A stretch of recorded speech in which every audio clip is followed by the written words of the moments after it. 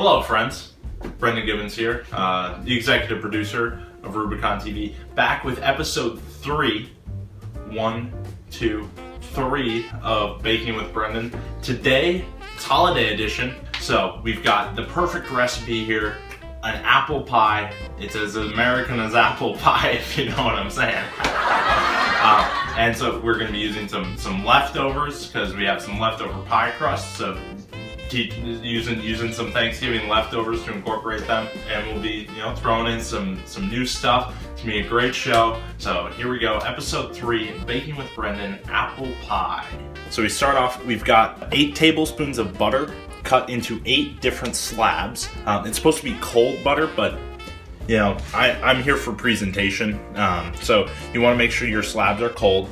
And we've got our apples, our cinnamon, our ginger, our lemon. Nice presentation there. I set that up myself. I feel really proud about it. So yeah, these are all gonna go inside the pie crust. The butter is for the pie crust itself. Now here we've got some brown sugar. That's for mixing with the apples. We've got flour for the pie crust. We've got water with the pie crust. We've got some salt. I'll have to check the ingredients again to see where that is, but it's somewhere. And then we've got all of our little spices here. So we've got cinnamon, vanilla extract, cream of tartar, ground cloves, nutmeg, orange peel. We've got an all-star lineup here. This is like a Pro Bowl football team lineup right now, and we are all gonna throw it together. One thing into the oven. It's gonna bake up. You get all the flavors. It's gonna be delicious. I'm really excited. When thinking about the pie crust, the kind of 2 things you need to balance are the amount of sugar and the amount of flour that you have. So too much sugar, you make it so that it's hard for the pie crust to cook correctly, but too little, the pie crust gets very bland. And then with the flour, you need to make sure that you have enough leeway in terms of the amount of flour you put in when you roll out the crust to put it in the pan. So we're gonna make sure that we really focus on those things when we combine all of our ingredients together to make the crust. All right, so now we are going to get after it with the pie crust. Start off with our flour. So remember, you wanna make sure that you have a little bit of flour left in your Pyrex for when you roll it out, when you roll out the pie crust. So we're gonna start off, pour the flour in. Next, sugar. Teaspoon of sugar. Just a spoonful of sugar helps the medicine go down, am I right? That's a reference to the classic movie, Mary Poppins. Here's our teaspoon of sugar. Now we do salt, I think. Half a teaspoon of salt. That's in. Take your food processor. We go with the Ninja. It's my weapon of choice. Just pulse it. Just let it pulse. Let the beat move you.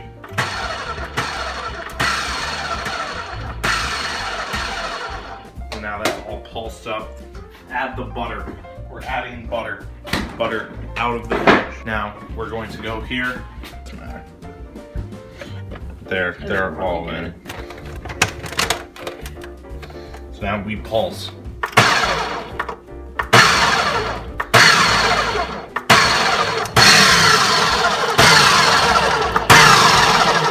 So the reason why we're pulsing is because when you look in, you want to make it so that, this right here, this is a little bit too thick with the butter. You want the butter to be nice and small, but you don't want it to be too evenly spread out, because then that makes the dough, the crust, tough.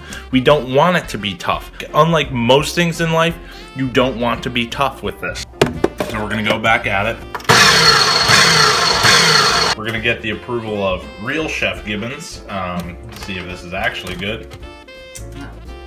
Beautiful. All right, you heard it here first, folks. That looks great. So now we take our 3 tablespoons of water, ice water. See, we've got 3 ice cubes in it, and we are gonna put them in. All right, so now we are going to get after it. Boom, that is perfect. I did a great job with that one. Boom, that's added. So now we are going to give it about 15 seconds unpulsed, and then we'll pulse it.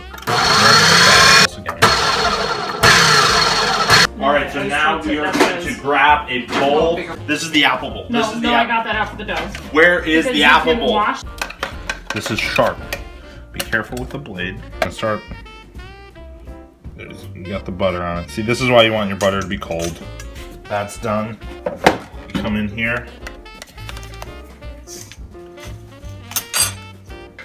So now we will knead it because we need to do it. I have officially announced my resignation from Rubicon TV. That was also a joke. Sorry. Oh, so I'm supposed to be trying to stick it together. This is like the Major League Baseball team has their glue guys, right? That's what we're trying to do here. We are trying to be the glue guy that sticks the team together. This is looking really nice, I think. It's kind of got a cornmeal consistency. That is what my Lord and Savior Mark Bittman told me to put my dough as, so that's what I did. So we've got our picture perfect pie here, pie crust. It's obviously not a pie.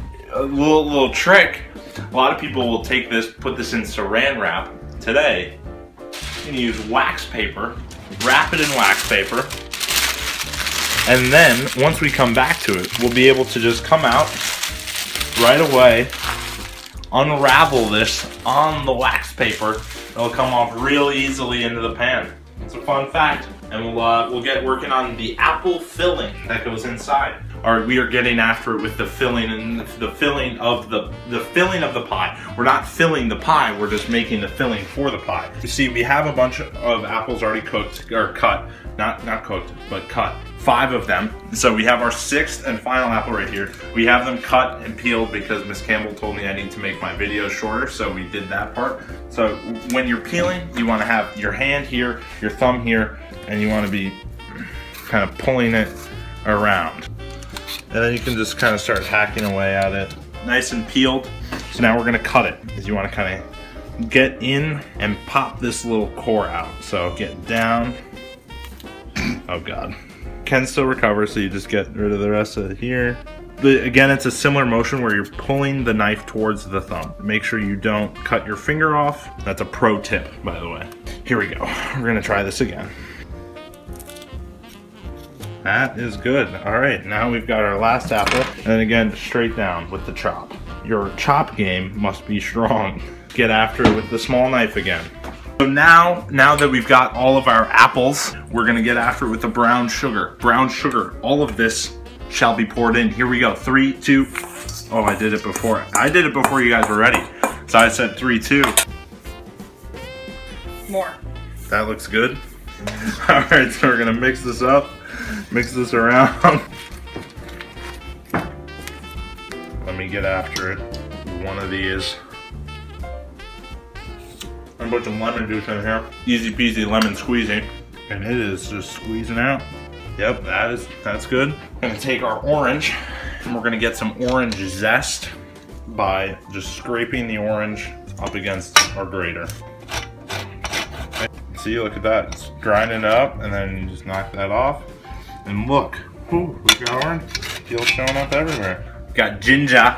We're gonna peel it similar to how we peel the apple. You do not want this in the bowl. So we're gonna peel it over here. We've taken off its coat.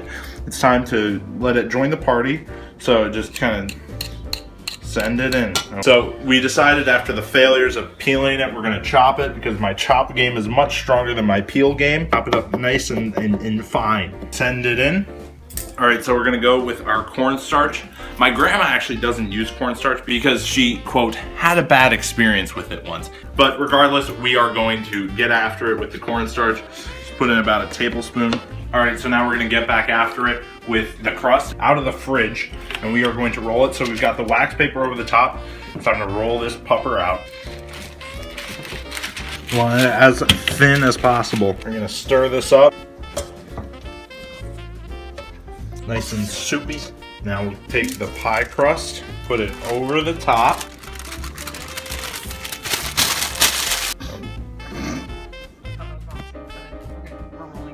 So pinch We're gonna make some lines in the center. How thick are the lines? So the oven preheated to 450. Now we're gonna get after it here. We got our pie. We're gonna put it on the middle shelf. I don't know why, but something to it.